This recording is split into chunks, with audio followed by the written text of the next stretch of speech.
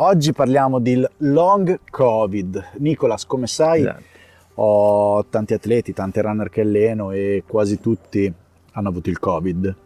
Diversi di questi ho notato che dopo il Covid hanno avuto un periodo veramente difficile negli allenamenti. Certo. Fatica, difficoltà a recuperare, indolenzimento muscolare, poi è passato, però, e non subito dopo la negatività dalla malattia. Basta aprire i giornali, leggere notizie sullo smartphone e si parla di long Covid. Devo dirti che ho letto molti articoli, vedo che stanno uscendo molti studi. Esatto. So che tu in studio hai dato protocolli per recuperare dal long Covid, Esatto. quindi vorrei che me ne parlassi un po' e capire che cos'è il long Covid. Certo.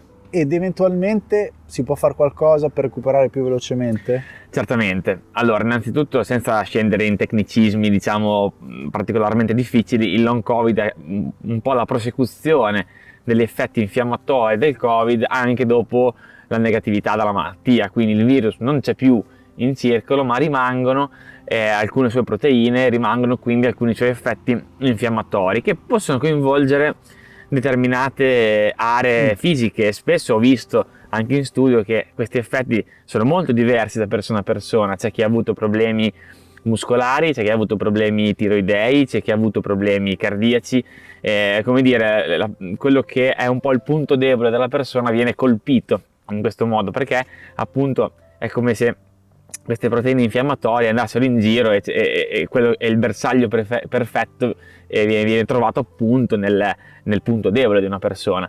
Quindi chiaramente la prima cosa da fare sarebbe quella di stare a riposo per noi sportivi durante la malattia, anche se sai, abbiamo il Covid, magari non abbiamo sintomi, abbiamo voglia di fare qualcosa. In realtà sarebbe proprio l'ideale non fare nulla durante la malattia per cercare di debellarla il più fretta possibile, e non ma dare non ulteriori stress fisici. Esatto. Che non servono a niente. Esatto. Questo non è che ci garantisce di non avere il long Covid, che più o meno ne soffre circa un terzo delle persone che sono state colpite dal virus. Tantissime. Quindi tantissime. Purtroppo, sai, nello sport abbiamo l'aggravante del fatto che lo sport è comunque, se fatto a un certo livello, un fattore infiammatorio, quindi è come se va a aggiungere fuoco sul fuoco, ok?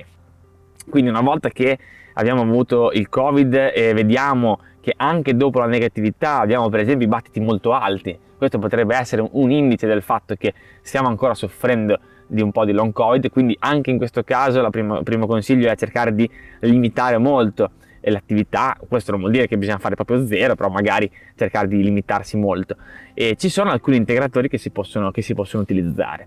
Per esempio la quercetina è un integratore che è stato visto che riesce a legare la proteina spike del Covid e portarla fuori dall'organismo, quindi si è visto che un dosaggio buono di quercetina riesce a ridurre notevolmente i tempi del long Covid.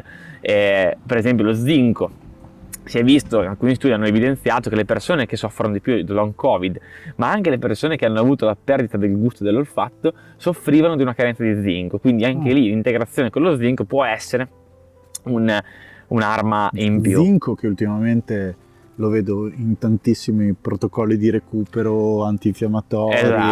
Esatto. E poi chiaramente quando parliamo di detossificazione, il nostro organo di detossificazione è il fegato, e quindi aiutare un pochettino il fegato a lavorare un po' di più, per esempio con l'acetilcisteina, che è il precursore del glutatione. Il glutatione è l'antiossidante principale del nostro organismo. Chiaramente normalmente lavora anche da solo, però magari se c'è bisogno di un lavoro aggiuntivo possiamo integrare con questa sostanza, e la stessa cosa può valere per il cardomariano, che aiuta sempre il fegato a lavorare Cardomariano.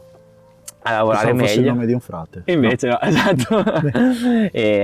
Può aiutare per esempio anche tutta quella serie di integratori come l'arginina o la vitamina C, che aiutano anche proprio la vascolarizzazione, a migliorare l'introito di sangue al muscolo, la contrazione cardiaca. Quindi i protocolli per recuperare dal long Covid sono molto impegnativi da affrontare, devono essere comunque contestualizzati, anche discussi col proprio medico eventualmente, però aiutano. Ho avuto l'esperienza in studio di tante persone che hanno ridotto molto i tempi del long Covid facendo questi protocolli, o persone che facendolo in maniera preventiva sono riusciti a non averlo, poi magari non l'avrebbero avuto lo stesso, però, Certo. però questo non si può sapere. Beh, allora Nicolas, grazie mille. Vi ricordo che Nicolas è dottore biologo nutrizionista, quindi parla perché ha letto negli studi, però come vi ha ben consigliato, adesso non andate a fare incetta di integratori e prendeteli, ma parlatene col vostro nutrizionista se vi segue, col vostro medico soprattutto, perché se vi sentite in una situazione di forte affaticamento post-Covid, potrebbe essere long Covid, non è detto, quindi è